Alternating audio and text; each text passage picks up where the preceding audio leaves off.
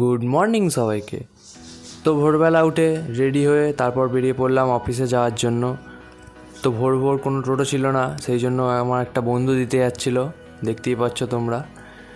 তো ভোরবেলা সে আমাকে দিতে যাওয়ার জন্য একমাত্র উঠেছে 4টের সময়।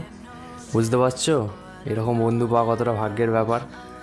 সত্যিই ভাগ্যের ব্যাপার হয়, নাহলে এতটা ভোরবেলা কেউ উঠতে চায় না সহজে। তো তারপর চলে এলাম আরামবাগ স্টেশনে, ট্রেনের জন্য অপেক্ষা করলাম।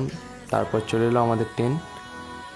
সেই ট্রেনে চেপে পড়লাম আমি। ট্রেনটা ছিল পুরো একদম ফাঁকাই, কারণ এত ভোরে বেশি লোক যাত্রী ছিল না, তবুও টুকটাক ছিল। তারপর ট্রেন থেকে নেমে রুমের দিকে চলে এলাম।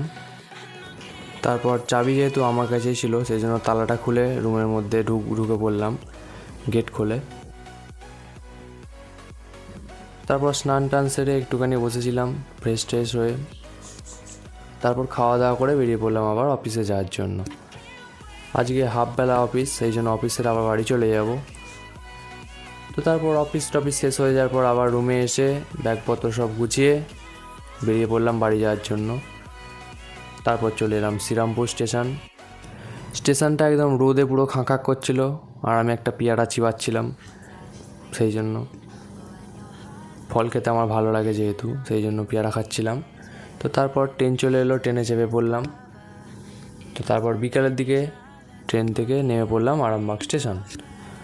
ওয়েদারটা কতটা সুন্দর দেখতে পাচ্ছ। তো তারপর হাঁটতে হাঁটতে হাঁটতে হাঁটতে একটু চলে এলাম। তারপর চলে এলাম বাড়ির সামনে হাঁটতে হাঁটতে এসে তারপর বাড়ি ঢুকে পড়লাম। তারপর একটুখানি বসে সন্ধ্যের দিকে মা আজকে যেহেতু জন্মাষ্টমী ছিল, সেই জন্য গোপালের জন্য এত কিছু খাবারের আইটেম করেছে, তোমরা দেখো কত রকমের আইটেম, বিভিন্ন রকমের আইটেম করেছিল সব শুধুমাত্র গোপালের জন্য। আর এই হচ্ছে আমাদের সেই মিষ্টি গোপাল, কত সুন্দরভাবে সাজিয়েছে মা, দেখতে পাচ্ছ ফুলের মালা টালা এবং টোপর ফোপর পরে খুব সুন্দর লাগছিল। তো তারপর প্রণাম টনাম সেরে আমি সন্ধ্যের দিকে একটুখানি বেরিয়েছিলাম ফাঁক দিয়ে ঘুরতে। তো দেখা হবে তোমাদের সাথে আবার কাল। বাই সবাইকে।